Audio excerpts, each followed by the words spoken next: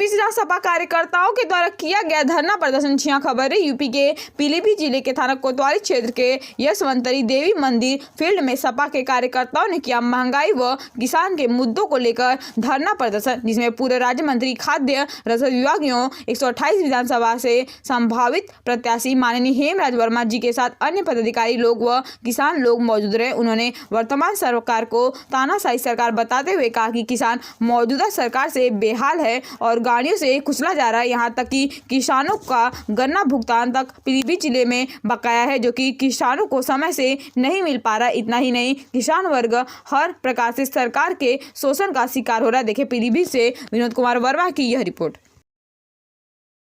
मंत्री, आज जो धरना प्रदर्शन रखा किस चीज़ के लिए रखा, क्या पूरा होगा? देखिए, आज हमारे देश का प्रदेश का अन्नदाता संकट में है।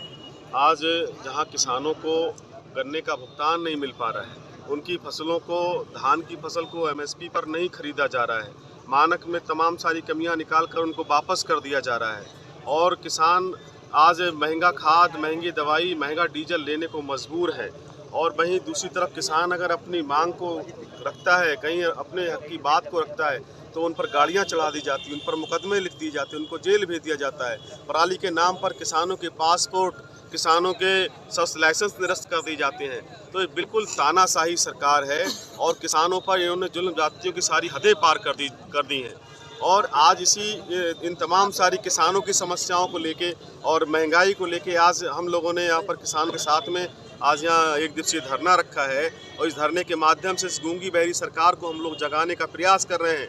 और अगर ये लोग इन पर कोई असर नहीं होता है तो फिर हम लोग और रणनीति बनाकर अपने इन किसानों के आंदोलन को और उग्र करेंगे। हम किसानों को इस तरह परेशान और मरता हुआ नहीं देख सकते। समाजवादियों ने हमेशा किसानों की लड़ाई को मजबूती से लड़ने का काम किया है।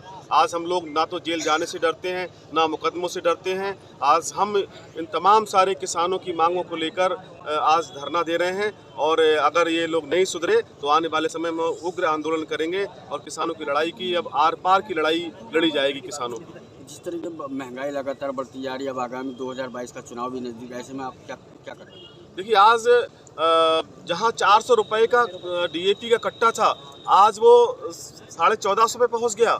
आज जहां एनपीके, डीएपी, अब सुपर फास्फेट, पोटास और फंजीसाइड, पेस्टिसाइड, इंसेक्टिसाइड, तमाम सारी जो अन्य जो दवाइयां हैं, अन्य उर्वरक हैं, आज महंगाई कई गुना बढ़ गई है। आज किसानों की लागत 2 गुने से ज़्यादा, 2.5 गुने से ज़्यादा बढ़ गई है। और सरकार तो वादा कर रही थी हम आमदनी दुगनी करेंगे, यहाँ लागत किसानों की जो है 2.5 गुने से ऊपर पहुंच गई है। और आज किसानों का अपना गन्ने का भुगतान नहीं मिल पा रहा है। 160 करोड़ रुपए अकेले पीलीभीत की चीनी मिलें डकारे बैठी हैं और उसमें सरकार की अपनी सहकारी चीनी मिलें हैं जिन पर 40 करोड़ बकाया है। तो इस तरह से आज किसान आत्महत्या करने को मजबूर है और हम लोग समाजवादी के लोग, हम किसानों के साथ में इस लड़ाई को मजबूती से लड़ रहे हैं और इसके लिए अब आर पार की लड़ाई लड़ी जाएगी और अब इसके लिए कहीं पर समाजवादी लोग पीछे हटने वाले नहीं।